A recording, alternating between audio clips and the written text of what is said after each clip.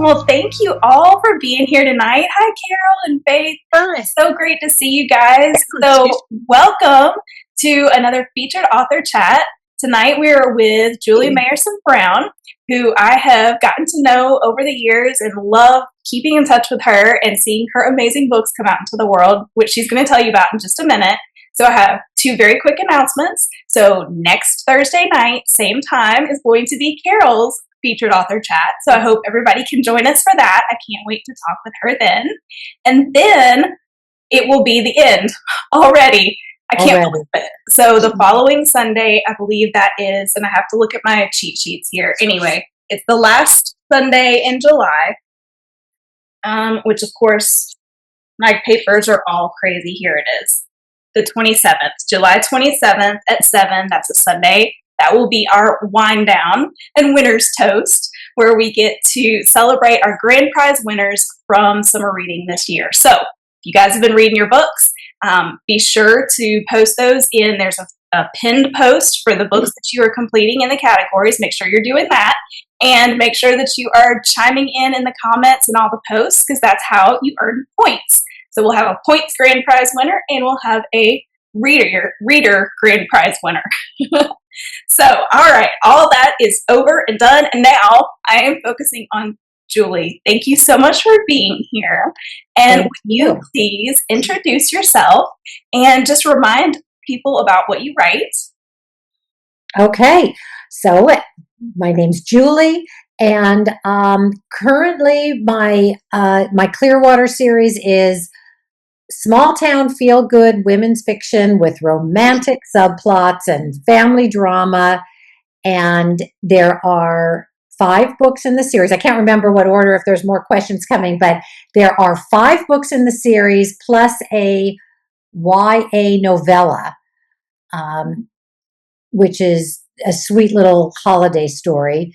And it all takes place, the whole series takes place in Sonoma, which is California wine country, but the town is a fictional town that I created. And it definitely, the books are to be read in order, but they don't have to be. There's spoilers if you don't read them in order. However, each book wraps up that plot, that character's journey has moved on, and then the subsequent books pick up another. And I really need to get tested for ADHD, because I gave her my list of stuff. Sorry. Hold on. I'm going to mute you, Faith. Okay. I was going to say, awesome. I'm not sure what she's asking. I know. I was like, wait, is somebody asking something? Oh, goodness. Okay. Well, so I love Clearwater. Those of you who have been in on some of our chats in the past, you know how much I love this little fictional town. It's adorable, and I want to go there. So will you first of all, have you decided which book you're going to give away? And can you share a favorite scene, line, or character from that book, or any of them, honestly? Oh my gosh. Okay. I think I'm actually open to giving any one of the books. So when you and I first talked, I was like, well, I'll do the latest one, which is One Last Dance. But it's not out in print yet. I'm having a little bit of some cover changes on that. So I don't have a print version of that one, but I have print versions of the other 4. So I think I will the winner can pick whichever book they would like. And if they want an electronic version for their Kindle, I can take care of that as well.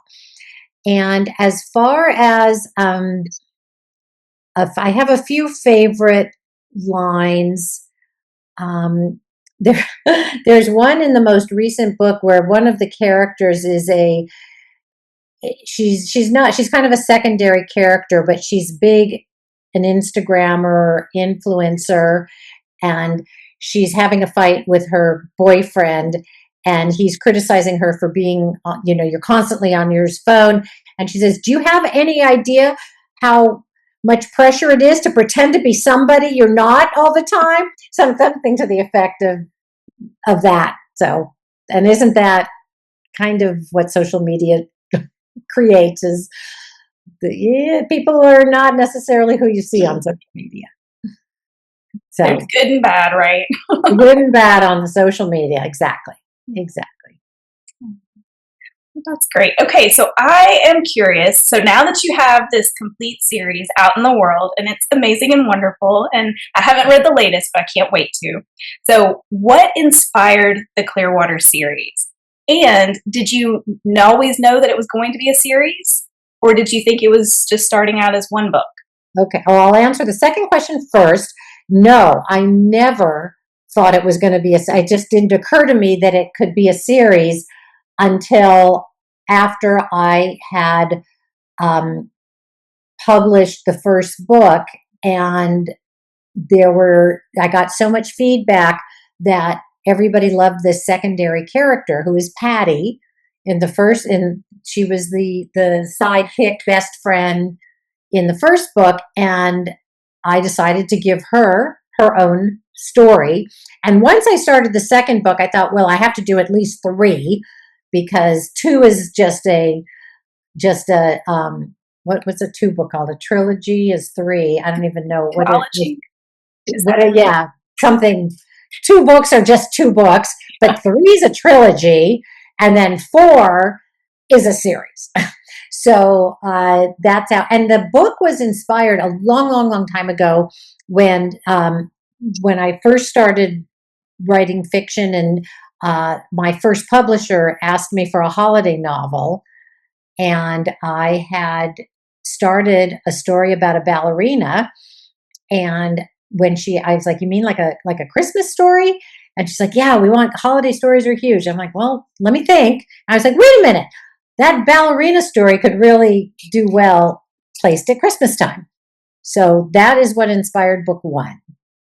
And then every other book takes a secondary character and tells her story. And I think I was going to stop. After 4, I was a little like, okay, I got to move on. But then it just didn't feel right for me that I had this wonderful character who's Natalie. And I'm so pleased with how it turned out because it brought all of the characters full circle. And Natalie was she was a pivotal character in book 1. So I felt very, in a way, obligated to her. I don't know if obligated is the right word, but I had such affection for her. I wanted to see her life move on because she spent the entire series caring for an elderly mom with dementia that got progressively worse through the series. And so in her story, she gets to move on from that and start a life that she never imagined. I love that. I love each of your characters, and I love how you fell in love with these secondary characters and had to tell their stories too. That was a little bit of the same experience that I had, and why I ended up with a series because it was supposed to just be one, but the characters just have to talk. And they do. Sometimes the secondary characters threaten to take over and sometimes authors like, oh gosh, I'm wondering if my main character, sometimes you start to question who really is the main character, or should I shift my focus? Should I give this secondary character who's so minor a bigger role in the books? And that's again how each secondary character kind of came about. Cece and Patty, book 1 and 2, those were obvious. But then book 3, 4, and 5, I got to kind of like, okay, whose story do I want to tell now? Because I knew that the series had the 5 main women, and I could tell their story in any order. And for book 3, which was Tessa, she was the obvious choice. And book 4 with Rebecca, I just said, she just cracks me up. I love this character. I want to write her story. So I did. That's awesome. And then rounded it all out with Natalie. So would you say that completing your series is bittersweet? And would you have an example of what's bitter and what's sweet about it? Well, it is definitely bittersweet. And I think the letting go of these characters, sending them on their way is a little bit like losing a friend, because you care for them. We've created them. They belong to you. And you really do develop affection for them. I dream about them. Like sometimes they come in my dreams and it's like, it's so fun because they're so real. So it is hard to say goodbye. That's the bitter. The sweet part for me is that I genuinely feel I did them all justice. And using those 5, and it's kind of came about organically over time that these were my main 5 women. And I love each of their journeys, and I'm ready to push them into the world and let their stories fly. They, which is, because that opens up the door to the hardest part, which is marketing. So that's always on the table. I've got to spend time doing that. Finding those readers who are going to absolutely love your stories as much as you do. Yes. So that's a whole nother subject. My next question is, in One Last Dance, that's the latest one, the last book, you add an element of mystery. Do the other books in the series have a mysterious aspect, or is this a new twist that you included? Great question. Every book has a bit of, I'm going to say, mystery or something unknown happening that needs to be figured out by the main character. In books 1 through 4, I wouldn't call it so much of a mystery as much than in book 5. And what it really is that's different in book 5 is that it is a crime. And so I had to delve into a little bit of crime solving because I put Natalie, I don't know if anybody's read the book, but this situation falls into Natalie's lap with a former student of hers who has gotten herself into some pretty big trouble. And she turns to Natalie for help. And there is a mystery because this girl kind of goes missing, and then she pops up. So the other books don't have that element like One Last Dance, and I had a lot of fun with that element. I was like, "Ooh, this is good." It had me really intrigued, and I'm not going to tell you what the crime is that was committed, but it's not what you'd expect. I already wanted to read it, so you're just, keeping on that. Yeah. I don't want to no spoilers here. No spoilers at all. All right, so you talked about how each of the books focuses on a different character. So do you have a favorite and why? This might be like asking your favorite kid. It is, yeah. Anyway. And then another question, and these may go together, so I'll ask them at the same time. So do you have a favorite and why? And then did any of your characters come as a surprise to you, either for existing in the first place or for getting her own book? Yes. So I'm going to say, oh gosh, it's really hard for me to pick a favorite. I think Patty, from the beginning, Patty was just a favorite because she was so feisty. She's feisty, and she's a little.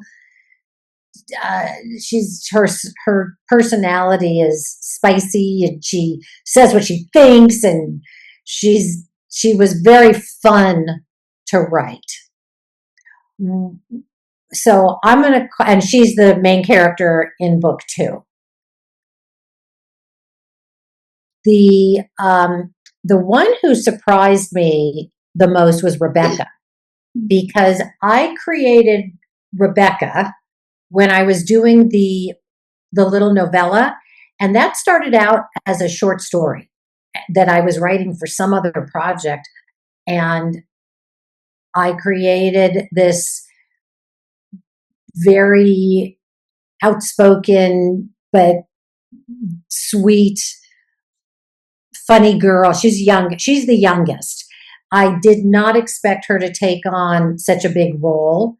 And then when it came time to write book 4, I really wanted to get to know Rebecca better because she really did develop more than I expected her to in the way she had an impact on in the first 3 books.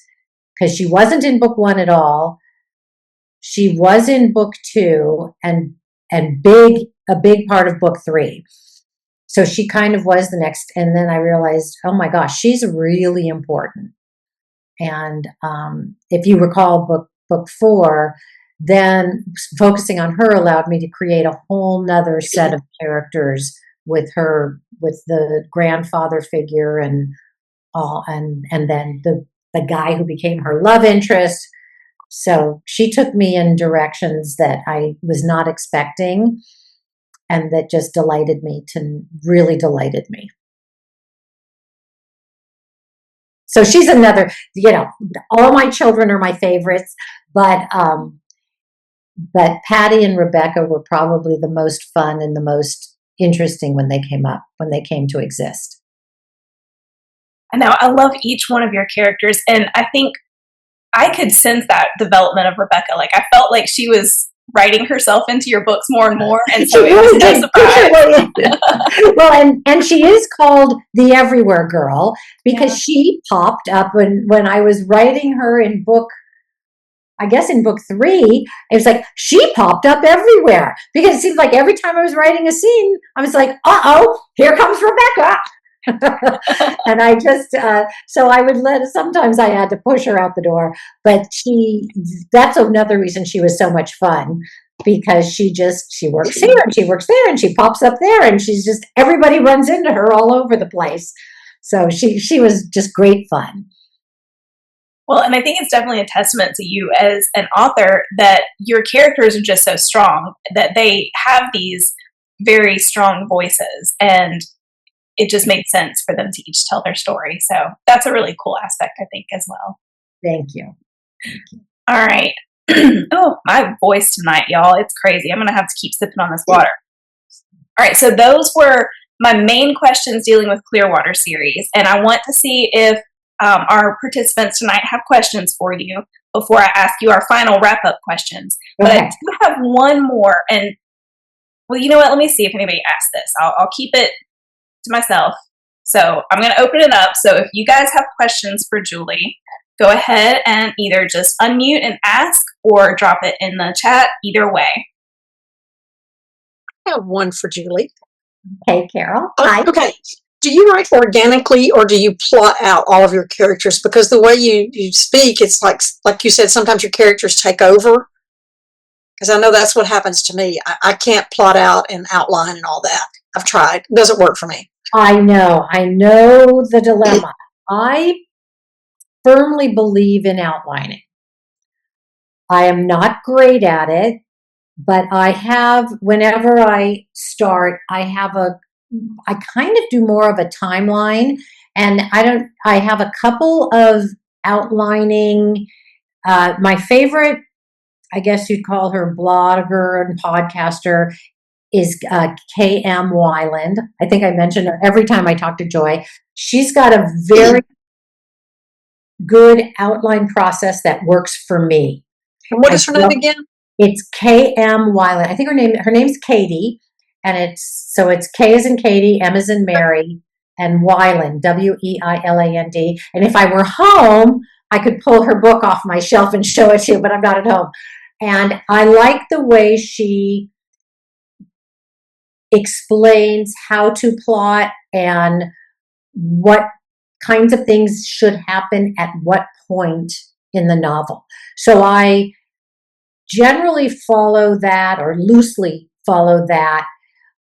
I definitely have a firm idea of where my character will end up. So obviously, I know where she starts as soon as I start the thing. And then the ending, I need to know the ending. A lot of writers are like, nope, I don't know how this is going to end. I'm going to figure out along the way, and I'm going to see how my characters want me to end it. I need to have at least some idea.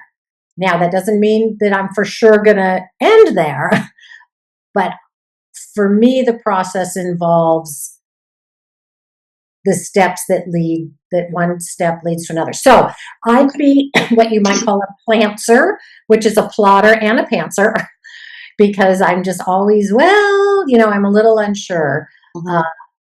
But I do believe in outlining, and I think it makes the process go more smoothly and more quickly, and keeps writers on, or would keep me on task, because what I risk when I'm not following a plot is a lot of wasted words. I'll go off in a tangent and I'll write something and I'll be liking it, and I'm like, this can't stay. This has taken me off. And in fact, when I was writing book 1, I went off in a direction with Patty because she just, tickled me to pieces. And I was like, oh, it's so much fun. Why don't I spend 2 weeks writing something that's never going to go into the book? So following an outline definitely saves time and heartache. So does that answer your question? Yes, it does. Thank you. I'm more of a pantser, yes, but I'm trying to go a little more toward outlining. Yes. Well, I'm not good at it. Hold on to that thought, because I have something. I don't know if I talked to Joy about it, but I have something interesting having to do with pantsing for the end. Okay, great. Thank you. Okay, so Faith has a question for you. How long does it take you to write the first draft of a book? Oh boy, months, many months. One of the things that makes me slow, I mean, even a year, I am not a fast writer. I tend to edit as I write, which is, some will say that's a huge mistake. They say just dump the entire thing out, no matter how bad it is. And I resist doing that every time. The good news is that by the end of my first draft, it's pretty clean, because I've gone back and made changes and edited. So one of my goals is to get out a first draft faster. I'm kind of in a writing, I'm in a lull right now. I am not working on I have a few things going that I dabble in, but I haven't committed to my next project, probably because I'm not quite sure I haven't quite figured it out. But I'd say these people who can produce a book every 6 months, I'm in awe of, especially if it's good. I don't know how they do it, but a lot of those fast producers are writing formula romance, which is great. Readers love it. It's one of the best sellers, and they can churn those out. And it's amazing what they can do. So the answer is longer than I would like. It takes long.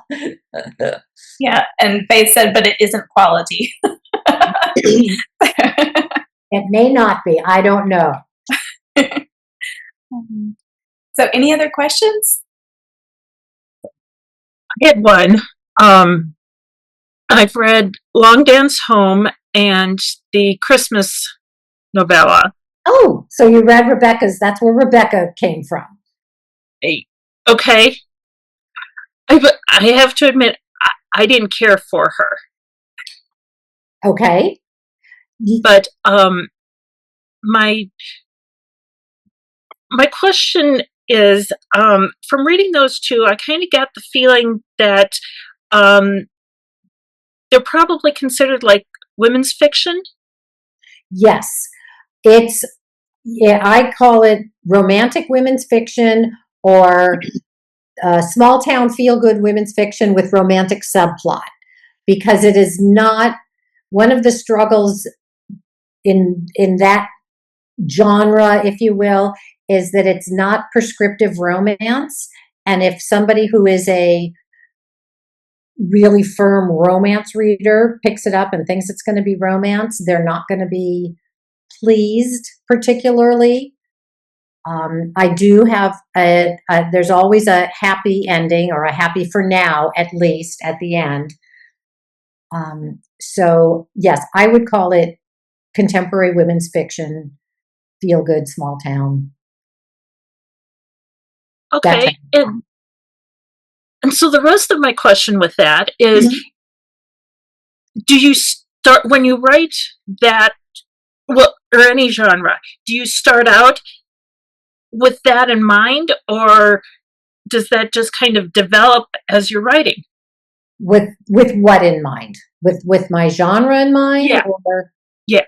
oh, absolutely. I always start off knowing. Let me put this. Thus far in all my writing, I have started off knowing where that book's going to sit on the shelf. That's something that we're always, sometimes when you're querying an agent or you're talking to readers or publishers, where is your book going to sit on the shelf? For instance, what authors are you going to be near if you're in a bookstore? If you're in a library, I think you're alphabetical, so it doesn't, you're just all in fiction. My books in the library are just under B for Brown in the fiction section. But in the bookstore, my books are going to sit alongside.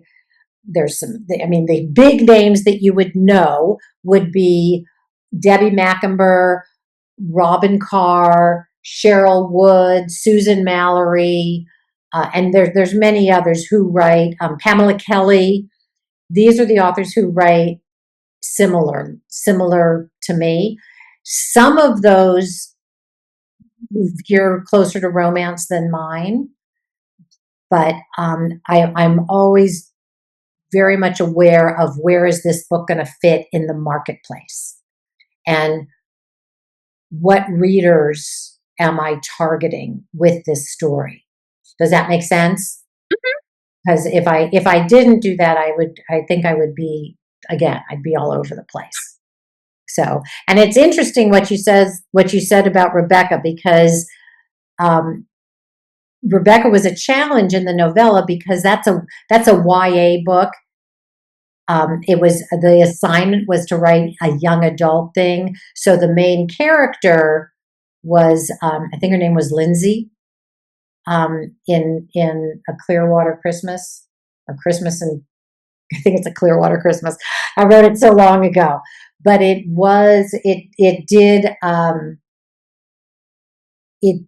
did bring Rebecca to life, and then she became a very different character as she got older.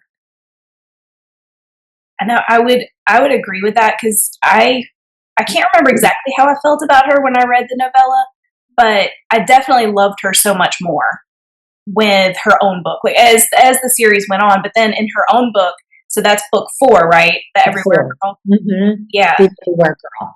I just really loved her. So I would be interested to see, like, if you happen to read that one, Martha, I wonder what your thoughts would be, like if you would think differently toward her, because she's older, for one thing, and yeah, I don't know, I really love that book. Thank you. So okay, so we're at like 8 minutes left, something like that. So I want to, first of all, Julie, did you mentioned something that you were going to say about the writing process, I think. Do you want to talk about that? Well, what's your last, did you have one more question? Yeah, so to wrap us up, I was going to definitely ask you to tell people where they can find you, what you'd like for them to, where you want them to follow you, or something, some kind of call. Okay.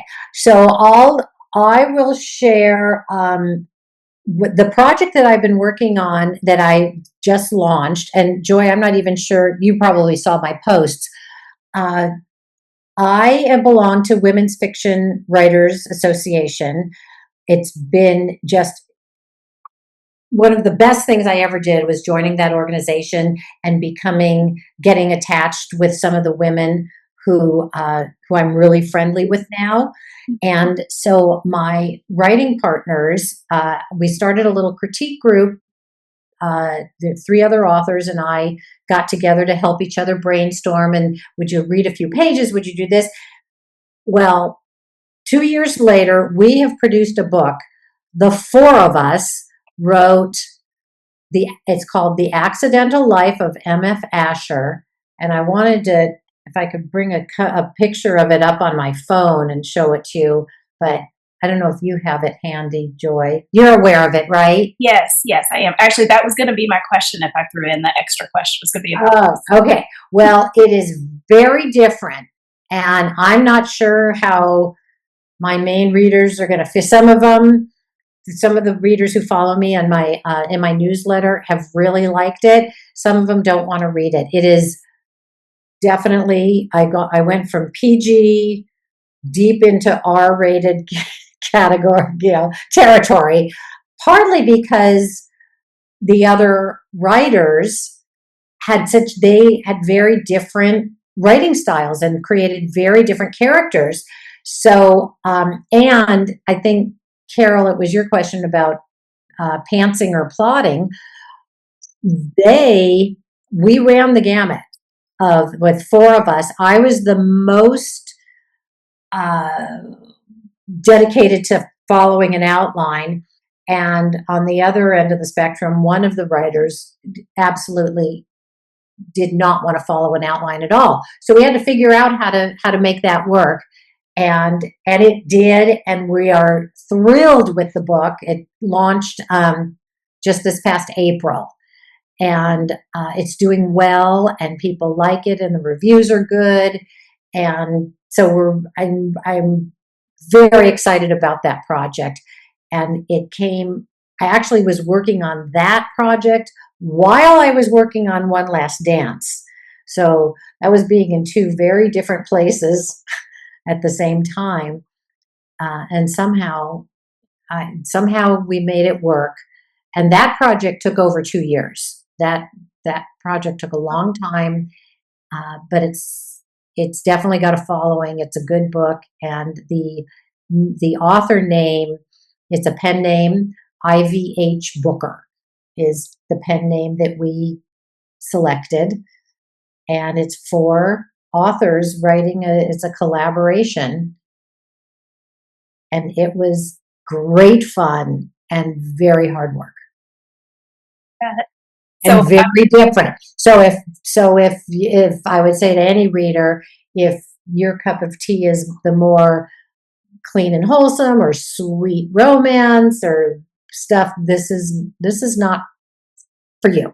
But if you're open to all kinds of books and you like, I say, when I talk about it, I say it's Sex in the City meets, there's a very popular show right now called The Better Sister.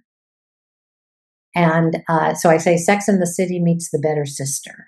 So, and it goes dark. It's very funny, but it's dark.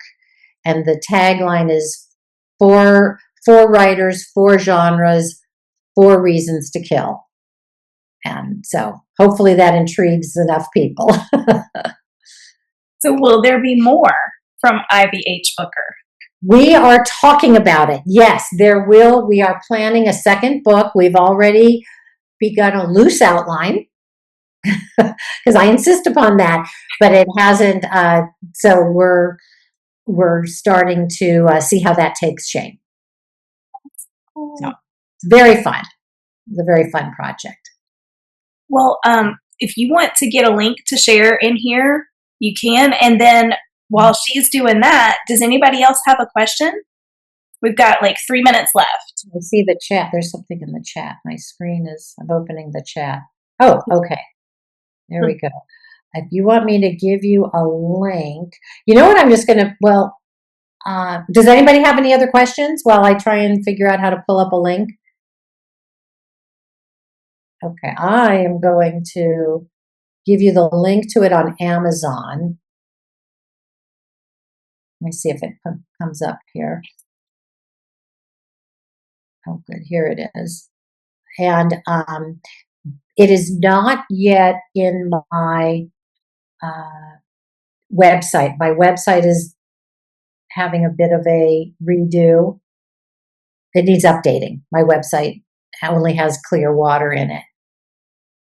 So that's a link to The Accidental Life of M.F. Asher.